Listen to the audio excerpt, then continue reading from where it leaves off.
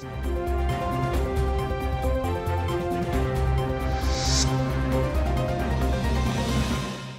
నేను జర్నలిస్ట్ శ్రీనివాస్. ఈరోజు తెలంగాణ వార్తాపత్రికలో వచ్చిన వార్తలను విశ్లేషణ చేద్దాం. ముందుగా ఈనాడు పేపర్లో వచ్చిన వార్తలను చూద్దాం. బంగ్లా అల్లకల్లోలం, ఆ దేశంలో సైనిక పాలన, ప్రధాని షేక్ హసీనా రాజీనామా అని చెప్పి ఒక వార్తని ఇచ్చింది. భారత్కి చేరిన హసీనా, ఆమె ఇంటిని లూటీ చేసిన ఆందోళనకారులు, పార్టీ కార్యాలయానికి నిప్పు, ప్రభుత్వ కార్యాలయాలపై దాడులు, రిజర్వేషన్ల వ్యతిరేక హింసతో దేశం అతలాకుతలం, ఇందిరాగాంధీ సాంస్కృతిక కేంద్రం ధ్వంసం, గత 2 రోజుల్లో 300 మంది మృతి చెందారట. ఢాకాలో నిరసనకారుల ఆందోళన, హసీనా రాజీనామా చేశాక ఢాకాలో ప్రజల సంబరాలు చేసుకున్నారట. బంగ్లాదేశ్ భవితంపై నీళ్ళని ఒక వార్తని, బంగ్లాదేశ్లో రిజర్వేషన్ల పోరాటం అది ఒక రకంగా చేయి దాటిపోయింది, ప్రభుత్వం చేయి దాటిపోయింది. అక్కడున్న ప్రధానమంత్రి షేక్ హసీనా దాన్ని కంట్రోల్ చేయలేని పరిస్థితికి వచ్చింది. ఆమె ఉద్యమం జరుగుతుందో, ఉద్యమకారులతో కనీసం చర్చలు జరపడం, వాళ్ళతో డిస్కస్ చేయటం, ఆ ఉద్యమాన్ని కనీసం సంజాయించే ప్రయత్నం చేయకుండా ఆ ఉద్యమం పైన ఉక్కుపాదం మోపడానికి పోలీసుల్ని, మిలిటరీని వాడింది. అది ఉధృతమైంది. మొత్తం ప్రజలు ఎక్కడెక్కడ బయటకు వచ్చారు. 144 సెక్షన్ పెట్టింది, ఎక్కడికి బయటికి రాకుండా పెడితే మొత్తం ప్రజలు చైతన్యమయ్యారు. బయటకు వచ్చి రోడ్ల మీదకి ఎక్కడెక్కడ పోలీసులను కొట్టడం, చంపటం, 300 మంది చచ్చిపోయారట. ఇప్పటికి విచక్షణ కోల్పోయారు ప్రజలు. ఆ విచక్షణ కోల్పోయేటట్టు ప్రజల చేతుల్లోకి చట్టాన్ని తీసుకునే పరిస్థితిని అక్కడ ఉన్న ప్రభుత్వం, ప్రధాని కల్పించింది. ఇక ఒక దశలో అసలు ప్రధానమంత్రి బంగ్లాపైకి, అధికారిక నివాసంపైకి కూడా కొన్ని వేల మంది వచ్చి పడే అవకాశం ఉంది. మొత్తం ఆమెను దాడి చేసే అవకాశం ఉంది. ఎందుకంటే చాలామంది పోలీసు వాళ్ళని కూడా చంపారు, మిలిటరీ వాళ్ళని చంపారు. కాబట్టి ఇక మన చేతుల్లో ఏదైనా మిలిటరీ, దానికి సంబంధించిన సైన్యాధికారులు ఇమీడియట్లీ మీరు ఇక్కడ నుంచి వెళ్ళిపోవాల్సిందే, ఉంటే చంపేస్తారు. మొత్తం బంగ్లా పైన వచ్చే అవకాశం ఉంది. కొన్ని సెకండ్లు, నిమిషాలనే వాళ్ళు దాడికి వచ్చే అవకాశం ఉందని ఇమీడియట్గా అప్రమత్తం చేశారు. ఆమె జాతిని ఉద్దేశించి ప్రసంగిద్దామని ప్రయత్నం చేయబోతే జాతిని ఉద్దేశించి ప్రసంగించడం అవసరం లేదు, ఎందుకంటే చాలా భద్రతా సమస్య ఉంది. అసలు మొత్తం వచ్చి పడే అవకాశం ఉంది, బంగ్లాని ధ్వంసం చేసే అవకాశం ఉంది. వెళ్ళిపోవాలండి. ఇమీడియట్గా ఒక ఎయిర్పోర్ట్కి తీసుకెళ్ళి విమానం ఏర్పాటు చేసి భారతదేశానికి తీసుకొచ్చారు. ముందు బ్రిటన్కి తీసుకుపోవడానికి ప్రయత్నం చేశారట. బ్రిటన్ ఒప్పుకోలేదు, లండన్ పోవడానికి వాళ్ళ దేశం వాళ్ళు ఒప్పుకోలేదు. కాబట్టి భారతదేశానికి తీసుకొచ్చారు. మరి భారతదేశానికి తీసుకురావడం వెనక మరి నరేంద్ర మోడీ గారు ఎందుకు పర్మిషన్ ఇచ్చారు?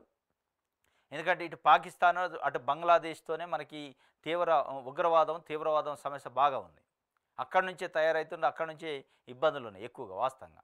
మరి మళ్ళీ ఆ మకిలి అక్కడ జరుగుతున్న ఉద్యమం తాలూకా వాళ్ళ ఆగ్రహం గురైన ప్రధానమంత్రిని తీసుకొచ్చి మనం భద్రత కల్పించడం, మరి ప్రజల ఆగ్రహం భారతదేశం పైన ఉండే అవకాశం ఉండదా రేపు అనేది ఇప్పుడు పెద్ద ప్రశ్న.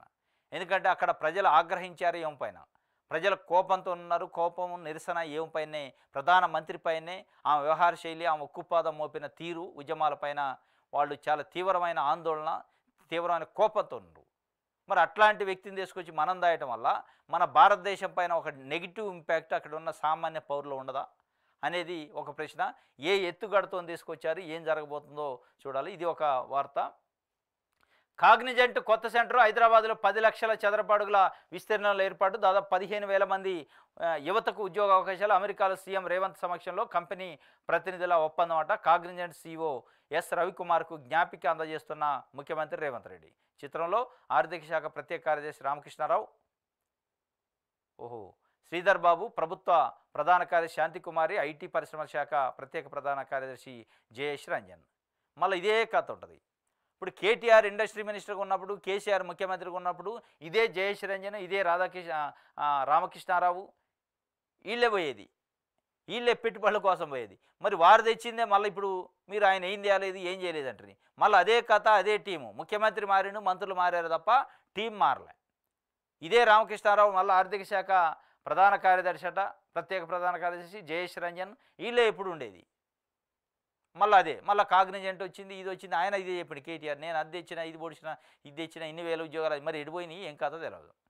మళ్ళీ ఈయన కూడా పోయిండు, 15,000 ఉద్యోగాలు తెస్తారట, ఏదో ఉద్ధరించారు. ఇక్కడ ఉన్న నిరుద్యోగులకి వాళ్ళకి సరైన మౌలిక వస్తువులు కల్పించి చిన్న చిన్న కంపెనీలు పెట్టుకోవడానికి అవకాశం ఇస్తే బాగుంటుంది. కానీ ఎక్కడో ఉన్న అమెరికాలో ఉన్న కాగ్నిజెంట్ కాళ్ళు పట్టుకొని ఎడగ తీసుకోవాల్సిన దౌర్భాగ్యమైన పరిస్థితి. వానికి మన నీళ్ళు ఇటువైంది, మన భూమి ఇటువైంది, మన కరెంటు ఇటువైంది. వాళ్ళని బాగు చేసే బదులు మన గడ్డపైన పుట్టిన వ్యక్తులకి, మన గడ్డపైన ఉన్న యువతకి ఉపాధి కల్పించడానికి మార్గాలు ఆలోచించాలి. రెండేళ్ల తర్వాత తెరుచుకున్న సాగర్ గేట్లు 20 గేట్లు ఎత్తివేత 1.96 లక్షల క్యూసెక్ల కిందకు పోతున్నాయట. అయినా కాలువలకు పూర్తిస్థాయిలో విడుదల కానీ నీరు. 2 ఏళ్ళు అయిందట సాగర్ గేట్లు తెరుచుకోక. సాగర్ పూర్తిగా నిండక గేట్లు వదలక 2 సంవత్సరాలు అయింది. పూర్తిగా నిండి ఇక అంటే ఆ దశ దాటితే అప్పుడు వదులుతారు గేట్లు. 20 గేట్లు ఎత్తారట, అంటే ఫుల్ అయిపోయింది. ఇప్పుడు రైతులకు హ్యాపీ. ఇప్పుడు తెలంగాణ, ఏపీలో ఉన్న తెలుగు రాష్ట్రాల రైతులకు హ్యాపీ. ఎందుకంటే నార్సాగర్కి 2 రాష్ట్రాలకు సంబంధించిన రైతులకు ఆ నీళ్లు పోతాయి కాబట్టి ఫుల్ అయిపోయింది. 16 గేట్ల 20 గేట్లు ఎత్తారట. రోజుకు 1,96,000 క్యూసెక్కులు బయటికి పోతున్నాయట కిందికి నీళ్లు. అయినా ఇంకా కాలువల్లోకి నీళ్లు వెళ్ళలేదట. మొత్తానికైతే 2 సంవత్సరాల తర్వాత రైతులకు ఒక తీపి కబురు, అంటే వాతావరణం సహకరించింది. ఎల్ఆర్ఎస్ పరిశీలన కమిటీలు ఏర్పాటు ప్రక్రియ షురు. వారాంతంలోగా అన్ని చోట్ల కొలిక్కి వచ్చేనా. వచ్చే వారంలో సిజీజీ ఆధ్వర్యంలో శిక్షణట. ఎల్ఆర్ఎస్ ఈ ఎల్ఆర్ఎస్ పరిశీలన ఒక కమిటీ వేశారట. ఎల్ఆర్ఎస్ దరఖాస్తులను పరిశీలించాలి. 100 రోజుల్లోనే టార్గెట్ పెట్టుకున్నారు. 10,000 కోట్లు మనం ఆదాయం సమకూర్చుకోవాలి ఎల్ఆర్ఎస్ పేరుతోని అని చెప్పి కాంగ్రెస్ పార్టీ ప్రభుత్వం ఒక లక్ష్యంగా పెట్టుకుని దానికి సంబంధించిన ఒక జిల్లా స్థాయిలో, మండల స్థాయిలో కమిటీలు ఏర్పాటు చేసుకుంటారట. కమిటీ పరిశీలిస్తారట. కోర్టులో తేలేదాకా నిర్ణయం తీసుకోరా. ఎమ్మెల్యేల అనర్హత పిటిషన్పై ఏజీని ప్రశ్నించిన హైకోర్టు. పార్టీ ఫిరాయించిన ఎమ్మెల్యేలపై చర్యలు తీసుకునేలా ఆదేశాలు ఇవ్వాలన్న పిటిషన్లపై కోర్టులో తేలేదాకా స్పీకర్ నిర్ణయం తీసుకోరా అంటూ హైకోర్టు సోమవారం అడ్వకేట్ జనరల్ని ప్రశ్నించింది.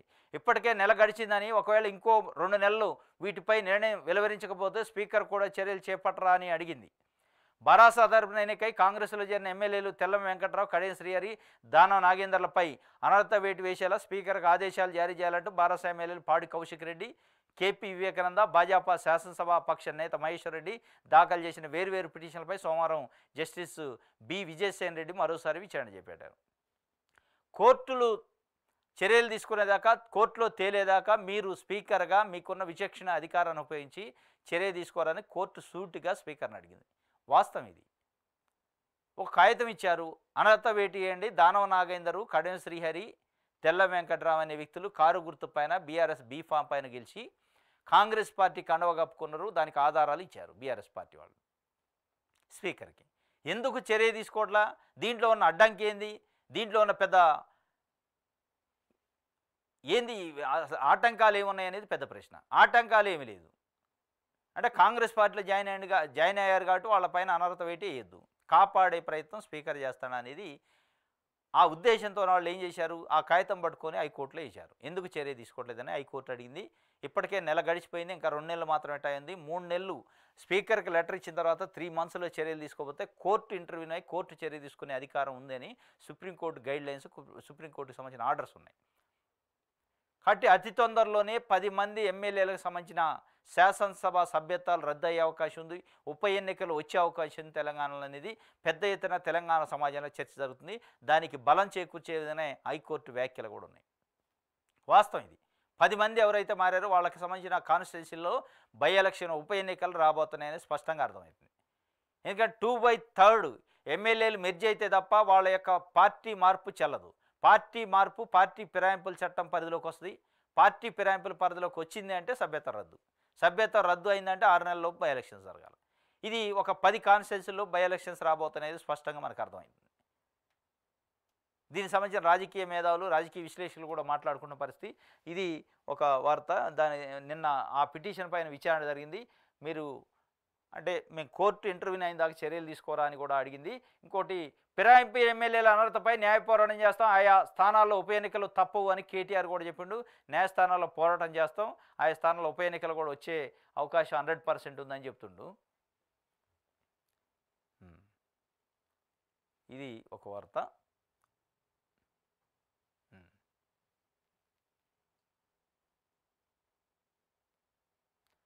షేక్ హసీనా అధికారిక నివాసం నుంచి తీసుకొచ్చిన చీరతో ఢాకాలో పౌరుల ప్రదర్శనట. షేక్ హసీనా నివాసంలో మంచంపై కూర్చున్న ఓ యువకుడు మంచం పైన కూర్చొని మొత్తం అసలు అధికారిక నివాసాన్ని కబ్జా చేసేసారు ప్రజలు. ఎక్కడికక్కడ మంచాల మీద పడుకున్నాం, సోఫాలలో కూర్చున్నాం, బట్టలు మొత్తం పట్టుకొచ్చి ఊరేగింపు చేస్తున్నారు బయట. ఆమె కట్టుకున్న చీరలు అవి కూడా. అంటే ఒక రకంగా మొత్తం వాళ్ళ చేతుల్లోకి తీసుకున్నారు చట్టాన్ని అక్కడున్న ప్రజలు. ఆ పరిస్థితి వచ్చింది. లాంగ్ మార్చ్తో మొదలైందట ఈ అలజడి. ఇది ఈనాడుకు సంబంధించి. సాక్షి పేపర్ చూద్దాం. సంక్షోభ బంగ్లా రాజీనామా చేసి దేశం వెండిన బంగ్లాదేశ్ ప్రధాని షేక్ హసీనా ఢాకాకు నిరసనకారుల లాంగ్ మార్చ్ డిమాండ్లకు తలొగ్గి ప్రధాని పలాయనం జనం సంబరాలు సైన్యం చేతులకు దేశం తాత్కాలిక ప్రభుత్వం ఏర్పాటుకు యత్నాలు హసీనా ఇంటిని పార్లమెంట్ ముట్టడించిన జనం భారత్ చేరిన హసీనా త్వరలో లండన్ వెళ్లే ఛాన్స్ కూడా ఉందట. ఆమె సంబంధించి వార్తని ఒకటి సాక్షి పేపర్ ఇచ్చింది. తెరుచుకున్న సాగర్ 20 గేట్లు గంటకు పెరుగుతున్న వరద. ఇంకోటి డిఎస్సి మరింత ఆలస్యం ఎస్సీ వర్గీకరణపై సుప్రీంకోర్టు తీర్పు నేపథ్యంలో సందేహాలు. ఇది డిఎస్సి ఎగ్జామ్ జరుగుతుంది, నిన్నటితో లాస్ట్ అయిపోయింది ఎగ్జామ్స్, కానీ ఎగ్జామ్ రిజల్ట్ మరింత ఆలస్యం అయ్యే అవకాశం ఉందట. ఎందుకంటే ఎస్సీ వర్గీకరణ చేసుకోవచ్చు, రాష్ట్రాలకు అధికారం ఉంది అని చెప్పి సుప్రీంకోర్టు ఆర్డర్ ఇచ్చింది. కాబట్టి ఇక్కడ తెలంగాణలో గవర్నమెంట్ ఇమీడియట్గా మేము చేస్తాం, మొట్టమొదటి రాష్ట్రం మాదే అంటున్నారు. కాబట్టి ఆల్రెడీ డిఎస్సి నోటిఫికేషన్ రిలీజ్ అయింది, డిఎస్సి ఎగ్జామ్ జరిగిపోయింది. కాబట్టి రిక్రూట్మెంట్ చేయబోయే అపాయింట్మెంట్ ఆర్డర్స్ ఇచ్చే వరకే ఎస్సీ వర్గీకరణ చేసి రిక్రూట్మెంట్ చేయాలి అనే ఒక లక్ష్యంతో అక్కడ ఎంఆర్పిఎస్ అడుగుతుంది. అది ప్రభుత్వం కూడా ఆలోచనలో ఉంది. కాబట్టి ఇంకా ఆలస్యం అయ్యే అవకాశం ఉంది. కొత్తగా జరిపే నియామకాల్లో వర్గీకరణ అమలు చేస్తామన్న సీఎంఓ ప్రస్తుత నోటిఫికేషన్ ఎప్పుడో ఇచ్చామంటున్న అధికారులు. స్పష్టత కోసం సర్కారుకు లేఖ రాయాలని విద్యాశాఖ నిర్ణయం. నిన్నటితో ముగిసిన డిఎస్సి పరీక్షలు 2 రోజుల్లో వెలువడిన కీ. ఇది మొత్తానికైతే డిఎస్సి ఫలితాలకు సంబంధించి సందిగ్ధంలో పడితే ఫలితాలు వెలువడతాయా లేదా, ఫలితాలు పోస్టింగ్లకు సంబంధించిన ప్రక్రియ వర్గీకరణ పూర్తయ్యాకనే చేస్తారా అనేది ఒక అనుమానం. దానికి సంబంధించి గవర్నమెంట్కి క్లారిఫికేషన్ కోసం ఎడ్యుకేషన్ డిపార్ట్మెంట్ ఒక లెటర్ రాసిందట. మరి ముఖ్యమంత్రి కూడా మేము చేస్తాం తప్పనిసరిగా అని చెప్తుండు. కొత్తగా జరిపే నియామకాలు వర్గీకరణ అమలు చేస్తామని కూడా చెప్పిండు. కాబట్టి ఇది ఎట్టి పరిస్థితుల్లో కొంత సందిగ్ధంలో ఉండే అవకాశం ఉంది. రుణాల కోసం రాత్రంతా జాగరణ. పరకాల ఎస్బీఐ ఎదుట రైతుల బార్లాట. సిబ్బంది కొరతతో రోజుకు 100 మందికే ఇస్తున్న అధికారులు. అదనపు కౌంటర్లు ఏర్పాటు చేయాలని అన్నదాతలు విజ్ఞప్తట. రుణాలు క్రాప్ లోన్స్ కోసం, పంట రుణాల కోసం రైతులు బారులు తీరి చెప్పులు లైన్లో పెట్టాల్సిన పరిస్థితి వచ్చింది. ఎందుకంటే ఒక్కసారి మాఫీ అయినాయి కాబట్టి ఎట్ ఏ టైము సింగిల్ టైంలో 1,00,000 లోపోళ్ళకి 1,50,000 లోపోళ్ళకి దాదాపు 11 లక్షల మంది రైతులకి మాఫీ చేసింది ప్రభుత్వం. కాబట్టి ఒక్కటేసారి మాఫీ అయిన వాళ్ళకి రుణాలు తీసుకునే అవకాశం ఉంది, హక్కు ఉంది. కాబట్టి అందరూ ఇది పెట్టుబడి టైం కాబట్టి అందరు రైతులు ఎకాయికిన ఒకసారి పోయేటాలకు బ్యాంకు వాళ్ళు కూడా పాపం స్టాఫ్ అది సహకరించక రోజు 100 మందికి ఇస్తున్నారు. కాబట్టి మొత్తం అర్ధరాత్రి అవుతున్నట్టు రోజు జాగరణ చేయాల్సి వస్తుంది అన్నట్టు ఒక వార్తను కూడా సాక్షి పేపర్ ఇచ్చింది. రుణమాఫీ కాని రైతులు వివరాలు ఇవ్వండి అని చెప్పి బీఆర్ఎస్ పార్టీ తెలంగాణ భవన్లో ఒక టోల్ ఫ్రీ నెంబర్ పెట్టిందట. రుణమాఫీ కాని రైతులు ఎవరు ఉంటే ఈ ఫోన్ నెంబర్కి ఫోన్ చేయండి, మీ డేటా నమోదు చేసుకొని ప్రభుత్వం పైన ఒత్తిడి చేస్తామని ఏదో ఒక కార్యక్రమం తీసుకుంటారు. రుణమాఫీ కాని రైతులు వివరాలు ఇవ్వండి అని దానికి ఫోన్ నెంబర్ కూడా ఇచ్చారు. 8374852619 అనే ఫోన్ నెంబరు, 8374852619 అనే ఒక ఫోన్ నెంబర్ ఇచ్చారు. ఈ ఫోన్ నెంబర్కి ఫోన్ చేయాలట. వాట్సాప్ చేసిన పర్లే, చర్చించి ప్రభుత్వాన్ని నిలదీద్దాం అని మాజీ మంత్రి నిరంజన్ రెడ్డి ఒక ఫోన్ నెంబర్ ఇచ్చాడు. ఆ ఫోన్ నెంబర్కి ఫోన్ చేయాలట. 8374852619 అనే ఫోన్ నెంబర్కి ఫోన్ చేయొచ్చట. రుణమాఫీకి ఇబ్బందులు ఉన్నవాళ్ళు, రుణమాఫీ రాని రైతులు మొత్తం వాళ్ళ జాబితా ప్రతిపక్షంగా ప్రభుత్వం పైన ఒత్తిడి చేస్తారట. ఆ జాబితాను తీసుకొని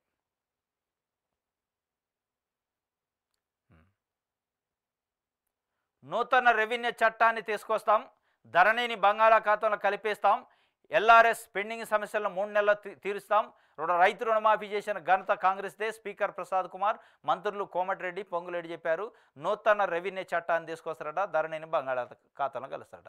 ధరణిలో కూడా కొన్ని మంచి విషయాలు ఉన్నాయి. బంగాళాఖాతంలో మీరు కలిపే ముందు మంచి విషయాలను వెనక్కి తీసుకోండి. మళ్ళీ బంగాళాఖాతంలో కలిపితే ఆ మంచి విషయాలు కూడా పోయి బంగాళాఖాతంలో కలిసి మళ్ళీ ఎంఆర్ఓలు ఆర్డీఓలు పీడించే పరిస్థితి వద్ద ప్రజల్ని, రైతుల్ని. అది రాకుండా ఉండే కొన్ని అంశాలు ఉన్నాయి ధరణిలో. ఆ అంశాలను తీసుకోండి, బంగాళాఖాతంలో కలపొద్దు. బంగాళాఖాతంలో మీరు మంచి విషయాలను కలిపారంటే ఇక రైతుల పాలిట శాపం అవుతుంది. ఇది ఒక వార్త. ఆ నియోజకవర్గాల్లో ఉప ఎన్నికలు తప్ప పార్టీ ఫిరాయింపులపై త్వరలో సుప్రీంకోర్టులో పిటిషన్ వేస్తాం. బీఆర్ఎస్ వర్కింగ్ ప్రెసిడెంట్ కేటీఆర్ వెల్లడి. పార్టీ నేతలతో కలిసి ఢిల్లీలో న్యాయవాదులతో భేటీ అయిందట. ఆ నియోజకవర్గాల్లో అంటే 10 నియోజకవర్గాలు ఏదైతే ఉన్నాయో పార్టీ ఫిరాయించిన ఎమ్మెల్యేల నియోజకవర్గాల్లో ఉప ఎన్నికలు తప్పవు అని చెప్పి న్యాయ నిపుణులతోనే ఢిల్లీలో సంప్రదింపులు జరిపారట సుప్రీంకోర్టులో పిటిషన్ వేయడానికి. ఇది ఒక వార్త. గుడుంబా పోయి గంజాయి గుప్పుమందట. ధూల్పేటలో గుడుంబా నిర్మూలనకు 2016లో కార్యాచరణ. గుడుంబా కేసుల్లో ఉన్న కుటుంబాలకు పునరావాస పథకం అమలు. గంజాయి కేసుల్లో నిందితులకు దక్కనే అవకాశం. 5 కుటుంబాల నుంచి 150 కుటుంబాలకు విస్తరించిన దందా. నగరంలో ఇతర ప్రాంతాలకు వ్యాప్తి. స్కూళ్ళు కాలేజీలను మహమ్మారి. గుడుంబా పైన ఉక్కుపాదం మోపారు ధూల్పేటలో. ఆ గుడుంబా పోయి ఇప్పుడు గంజాయి ఇచ్చింది. గుడుంబా కంటే డేంజర్ అయిన గంజాయి ఇచ్చింది. ఆ ధూల్పేట కేంద్రంగానే నగరంలో అనేక కాలేజీలు పాఠశాలకి గంజాయి సరఫరా అవుతుందట. మరి దీనిపైన ఎప్పుడు ఉక్కుపాదం మోపుతారు? ముఖ్యమంత్రి రేవంత్ రెడ్డి గారు గంజాయి అనే పదం వినపడద్దు, డ్రగ్స్ అనే పదం రాష్ట్రంలో వినపడద్దు, ఉక్కుపాదం మోపడండు. ఉక్కుపాదం మోపుడేం కానీ గుప్పు మందట గంజాయి. మరి ఉక్కుపాదం తర్వాత కానీ ఈ గుప్పం అనేదాన్ని ఆపండి. ఇది ఒక వార్త.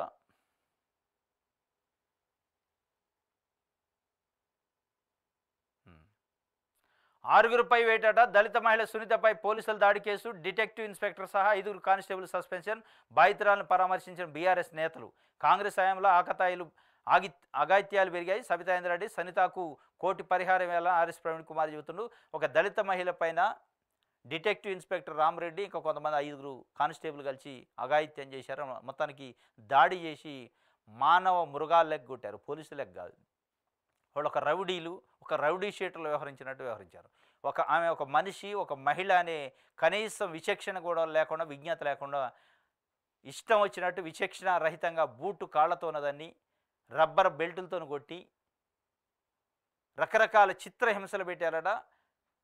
5వ తరగతి 10వ తరగతి 9వ తరగతి చదువుతున్న విద్యార్థి కళ్ళ ముందే, వాళ్ళ కొడుకు కళ్ళ ముందే చిత్రహింసలు పెట్టారట. పాపం ఎక్కడికక్కడికే కాళ్ళు చేతులు తొక్కారట, బూటు కాళ్ళు పెట్టి విచక్షణారహితంగా. ఎంత పెద్ద దొంగతనం చేసినా నిజంగానే దొంగతనం చేసిందా చేయలేదు పక్కన పెట్టి చేసిందే అనుకోండి, ఇదే ఆ పద్ధతి. ఇన్వెస్టిగేషన్ ఇంట్రాగేషన్ చేసే పద్ధతి ఇదే. ఒక మహిళని కనీసం మహిళా కానిస్టేబుల్, మహిళా పోలీసులు లేకుండా మెయిల్ పోలీసులు, మెయిల్ కానిస్టేబుల్లే చిత్రహింసలు చేయటం అంటే బట్టలు ఇప్పించి కొట్టారట. అంటే ఎటుపోతుంది, ఏం చట్టం, ఏం చదువుకున్నారు, ఏమి అసలు ఎక్కడున్నాం మనం, ఏం విజ్ఞానం ఇది అనేది తెలవని పరిస్థితి. ఇంత దారుణంగా సరే ఒక మహిళ దళిత మహిళ, మామూలు మహిళ పక్కన పెడితే ఒక మహిళని విచక్షణారహితంగా కొట్టడం, అర్ధరాత్రులు అపరాత్రులు తెలవకుండా పోలీస్ స్టేషన్కి వెళ్ళవడం, ఆమె లేచి నడిచే పరిస్థితి లేదు. ఇవాళ ఎక్కడ తగిలిదో తెలవకుండా కొట్టారట. ఇది కాబట్టి వాళ్ళని సస్పెన్షన్ చేశారట. సస్పెన్షన్ కాదు, అసలు రిమూవల్ చేయాలి ఇట్లాంటి వాళ్ళ సర్వీస్ నుంచి.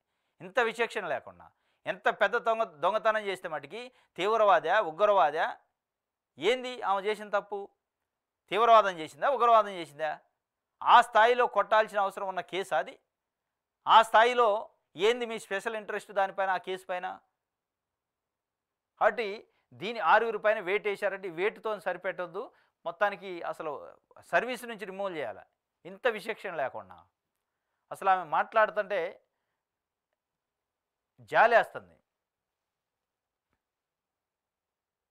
దిశ పత్రిక చూద్దాం. కేసీఆర్కు notice. Bhupalpally principal sessions court జారీ చేసిందట. మేడిగడ్డ బ్యారేజ్ డ్యామేజ్పై రివిజన్ పిటిషన్ ఎఫెక్ట్ అట. మాజీ సీఎం కేసీఆర్కి కోర్టు నోటీసులు ఇచ్చింది. మేడిగడ్డ బ్యారేజ్ డ్యామేజ్ పైన స్పెషల్ రివిజన్ పిటిషన్ వేశారట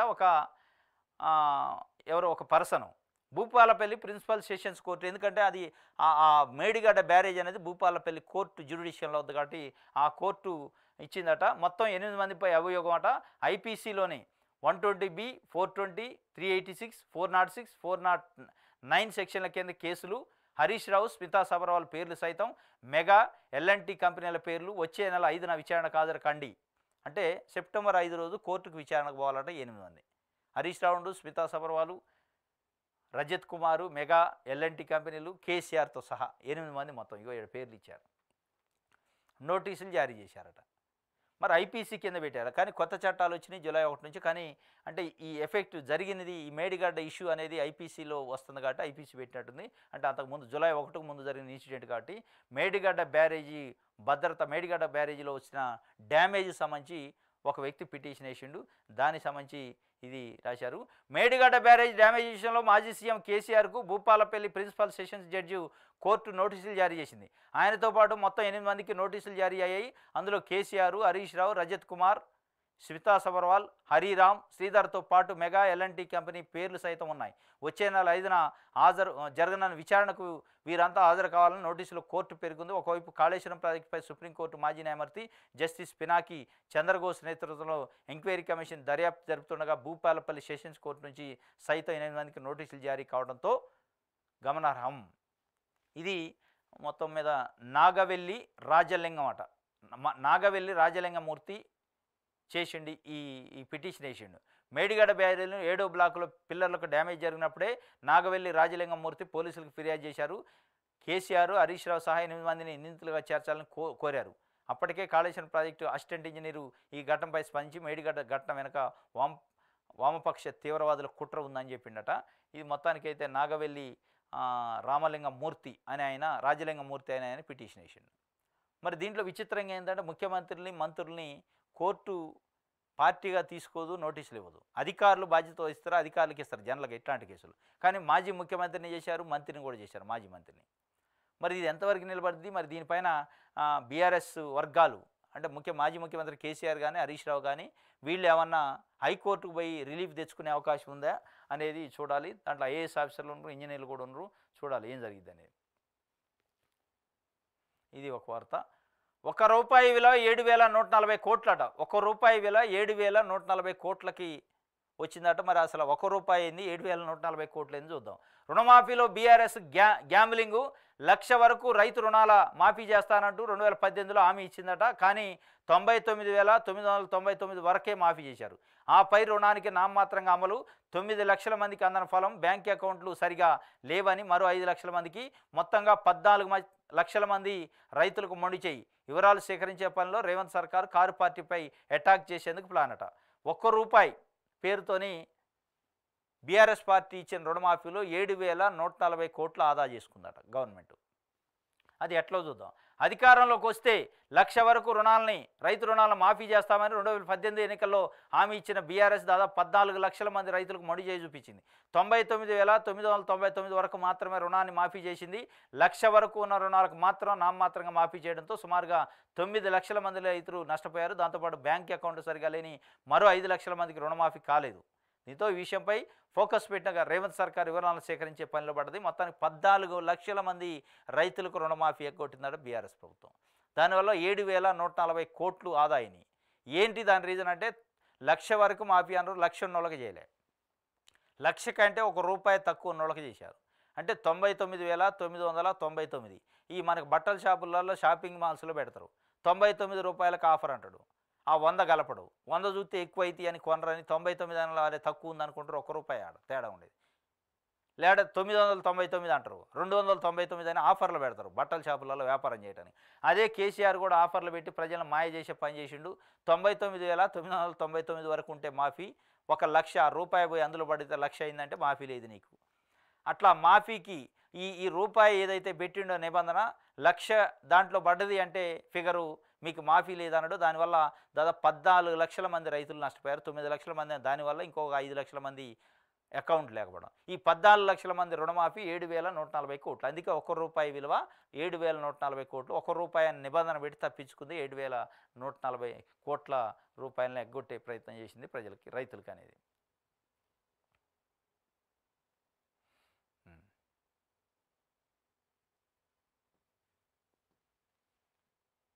ఓకే, ఇది ఒక వార్త దిశకి సంబంధించి.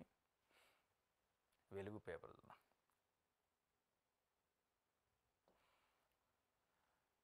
షేక్ హసీనా పరారు. బంగ్లాదేశ్లో సైనిక పాలన. ఉన్న ఫలంగా రాజీనామా చేసి ఆర్మీ విమానాల్లో భారత్కు వచ్చిందట.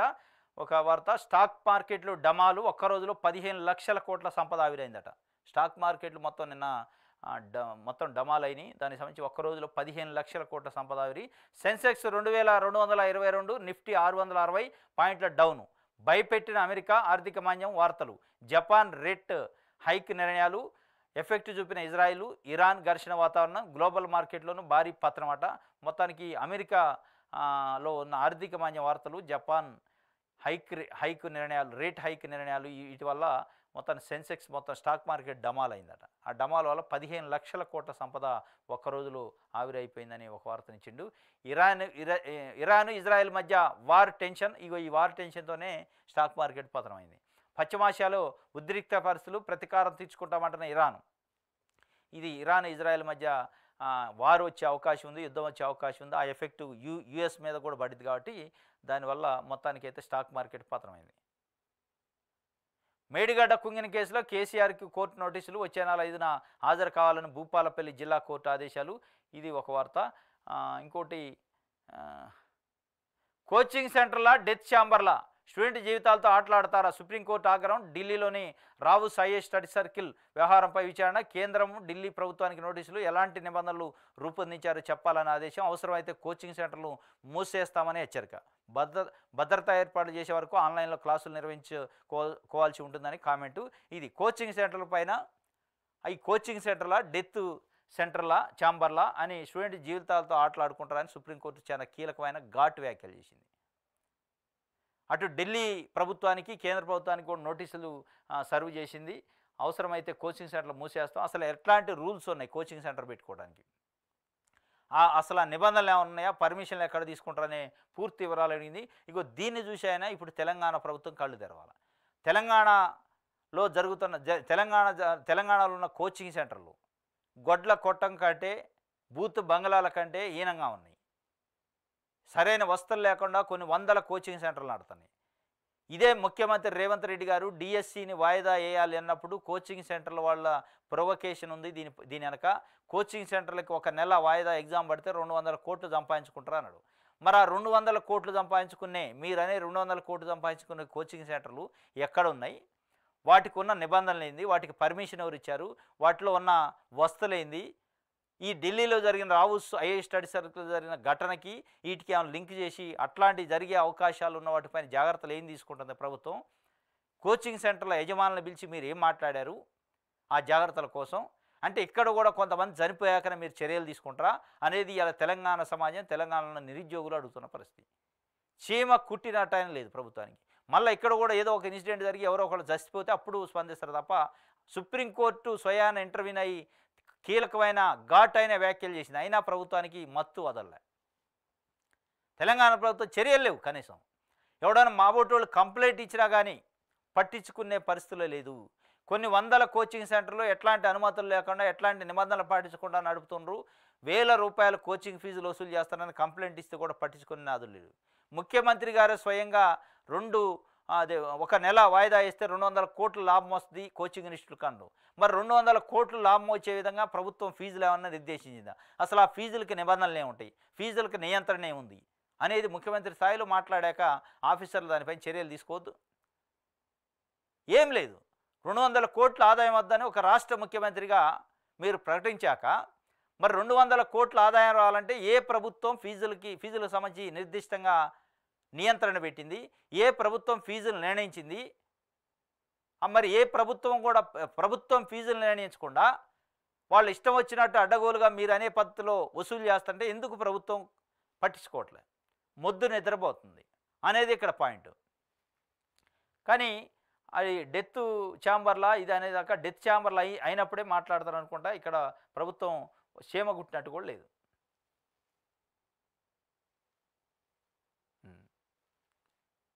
ఇది ఆంధ్రజ్యోతి. కల్లోల బంగ్లా ప్రధాని షేక్ హసీనా రాజీనామా, పార్లమెంట్ రద్దు, ఖలీదా జియా విడుదల చేశారట. ఇది ఒక వార్త ఇచ్చింది. ఆల్మట్టి నుంచి సాగర్ దాకా అన్ని ప్రాజెక్టుల గేట్లను తెరిచి దిగువకు నీరు. నాగర్సాగర్లో 20 గేట్ల నుంచి విడుదల.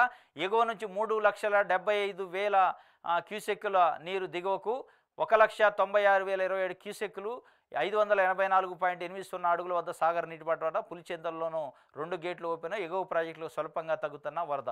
మొత్తానికి అన్ని ప్రాజెక్టుల గేట్లు ఎత్తారట కిందికి పోవడానికి. పెళ్లికి వేళాయ మోడాలు బాయ. పెళ్లి ముహూర్తాలు వచ్చేసాయి. రేపటి నుంచి 28వ తేదీ వరకు 10 శుభముహూర్తాలు ఉంటాయా. 11, 18 తేదీల్లో అత్యధిక సంఖ్యలో పెళ్లిళ్ళు ఉంటాయా. 4 నెలలకు శుభగడియలు. మళ్ళీ అక్టోబర్ 13 దాకా లేవు. ఫంక్షన్ హాళ్ళు, క్యాటరింగు, డెకరేషన్ వ్యాపారులు ఉత్సాహం. వాళ్ళ పంట పండింది పో. ఫంక్షన్ హాళ్ళు, క్యాటరింగు, డెకరేషన్ వ్యాపారులకి ఫుల్ ఉన్నాయట ఈ నెల. ఈ నెల దాటితే మళ్ళీ అక్టోబర్ దాకా లేవట. ఈ నెలలో 11, 18వ తారీఖులో కొన్ని వందల వేల పెళ్ళిళ్ళు ఉన్నాయట. ఫంక్షన్ హాల్ బుక్ చేసుకోవాలి, లేకపోతే దొరకవు.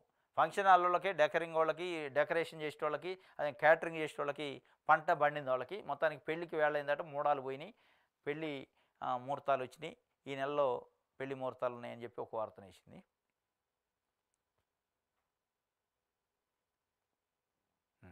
ఇది ఆంధ్రజ్యోతికి సంబంధించి. ఆదాబ్ హైదరాబాద్ చూద్దాం.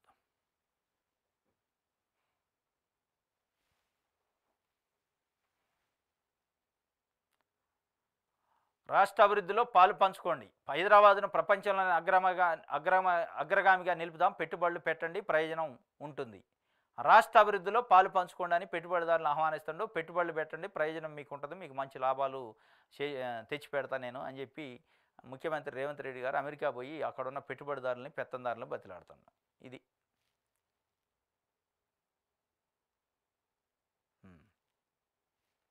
85.05 కోట్ల సొమ్ము రికవరీ. సొమ్ము రికవరీలో సైబర్ సెక్యూరిటీ కృషి. బాధితులకు తిరిగి ఇప్పించనున్న టీజీసీఎస్టీ. మొత్తానికి 6,449 కేసులు రిఫండ్కు ఆదేశాలట. 85,05,00,000 సొమ్మును రికవరీ చేశారట సైబర్ క్రైమ్ పోలీసులు మన రాష్ట్రానికి సంబంధించి. రోజు కొన్ని వందల కేసులు జరుగుతున్నాయి సైబర్ క్రైమ్ సంబంధించి. వాళ్ళు పాపం కష్టపడి 85 కోట్లు అయితే రికవరీ చేశారట. ఇది ఒక వార్త.